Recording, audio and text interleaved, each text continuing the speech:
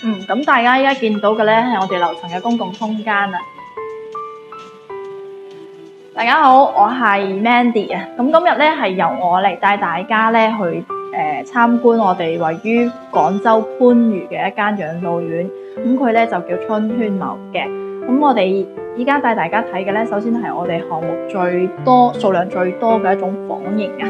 咁首先咧為大家介紹嘅係我哋呢個門牌啊。每間房門口咧，我哋都會有一個門牌嘅。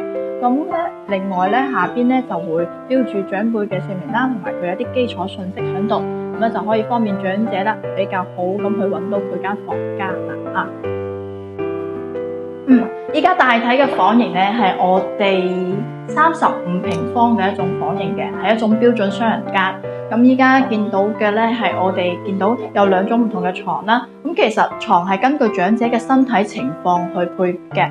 咁咧有一啲護理需求嘅長者咧，我哋係會配呢種護理床俾我哋長者進行使用嘅。咁我哋嘅護理床咧，其實我哋係可以完全電動去操作嘅。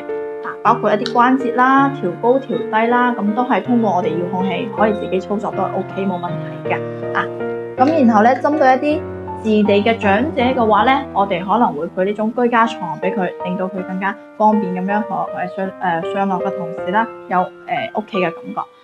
咁我哋接落嚟咧就係會到我哋床頭櫃呢個區域咯。呢個區域咧，我哋係會配有一個呼叫鈴嘅，咁就係方便我哋長者，如果喺房間有任何嘅啲需求啊，或者係緊急情況，可以第一時間撳一撳鈴啦。咁我哋咧就可以有護理員第一時間接收到訊息，呢個情況之後咧，佢就會第一時間過到嚟房間睇睇長者有咩需求嘅。咁鏡頭睇過嚟咧，係我哋嘅呢個空間，咁我哋係見到有會配衣櫃啦、書台啦、凳啦，同埋電視啦呢啲基礎嘅配套嘅。咁呢個配套咧，其實就係你入住嘅一個標準。咁到時候其實你係拎包入住就 OK 噶啦。咁我哋隨住鏡頭過嚟嘅話，仲發現我哋仲為長者咧好貼心咁配套咗我哋嘅鞋凳嘅。為咗確保長者去換鞋啊、除鞋咁樣個過程咧安全嘅話咧，我哋係可以方便長者呢度坐住去換嘅。咁依家接落嚟咧就係我哋廁所呢個空間啦。咁我哋每間房係會配一個獨立嘅衛生間嘅。咁衛生間嘅話咧，其實大家見到個空間係好闊嘅。咁咧輪椅係可以直接咧通過我哋嘅門口入到嚟咧進行一個操作嘅。咁我哋嘅門咧係推趟式嘅，咁亦都係方便操作啦，同埋確保安全嘅。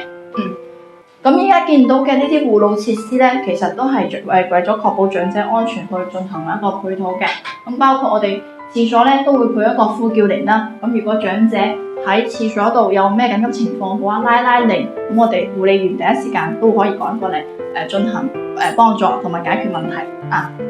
咁我哋會配浴凳，長者咧因為年紀大啊，我哋係建議佢坐住沖涼會比較安全嘅。